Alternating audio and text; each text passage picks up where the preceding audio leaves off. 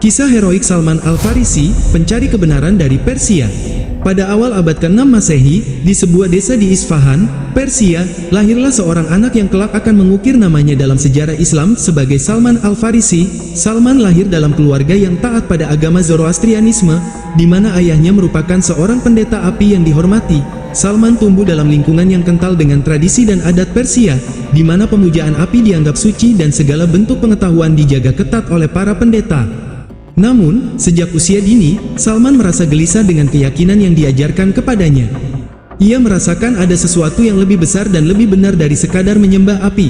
Pada suatu hari, saat dia berusia 17 tahun, Salman bertemu dengan sekelompok pedagang Kristen dari Syam, Suriah. Mereka berbicara tentang Tuhan yang Esa dan Nabi Isa, Yesus. Tertarik oleh ajaran mereka, Salman memutuskan untuk meninggalkan rumahnya dan mengikuti para pedagang tersebut ke Syam demi mencari kebenaran yang hakiki. Sahabat Ataris, perjalanan Salman dari Persia ke Syam bukanlah perjalanan yang mudah. Ia meninggalkan kemewahan dan kedudukan tinggi di keluarganya, menghadapi rintangan berupa gurun yang panas, kelaparan, dan ancaman dari para perampok. Setibanya di Syam, Salman belajar agama Kristen dari seorang pendeta yang bijaksana. Namun, pendeta tersebut memberitahunya bahwa ajaran yang lebih sempurna akan datang dari seorang nabi terakhir yang akan muncul di tanah Arab. Dalam pencariannya yang tak kenal lelah, Salman kemudian pergi ke Mosul, lalu ke Nusaybin, dan akhirnya ke Amuria di wilayah Romawi.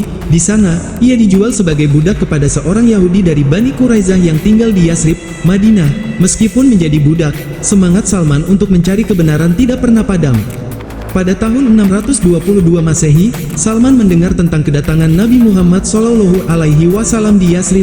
Ia segera menghubungi Nabi dan menceritakan pengalamannya. Nabi Muhammad SAW sangat terkesan dengan dedikasi Salman dalam mencari kebenaran. Beliau kemudian memerdekakan Salman dan menerimanya sebagai salah satu sahabat terdekat. Sahabat Ataris, ketika tiba di Madinah, Salman tidak hanya sekadar menjadi seorang pengikut. Ia membawa pengetahuan militer dari Persia yang sangat berguna bagi komunitas muslim yang baru terbentuk. Pada tahun 627 Masehi, ketika pasukan Quraisy dan sekutunya menyerbu Madinah dalam perang Khandaq, Salman memberikan saran strategis untuk menggali parit di sekitar kota, sebuah taktik yang belum pernah digunakan di Arab sebelumnya. Ide ini berhasil menyelamatkan Madinah dari kehancuran dan membuktikan kecerdasan serta keahlian militer Salman. Hingga kini, parit yang digali di Madinah masih dikenal sebagai Khandaq, sebuah bukti nyata kecerdasan dan kontribusi Salman Al-Farisi. Selain itu, Salman juga tercatat dalam berbagai riwayat sebagai salah satu sahabat yang paling bijaksana dan saleh, yang pengetahuannya sangat dihargai oleh Nabi Muhammad SAW dan para sahabat lainnya. Sahabat Ataris, kisah Salman Al-Farisi bukan hanya kisah tentang seorang pencari kebenaran, tetapi juga tentang pengorbanan, ketabahan, dan kecerdasan.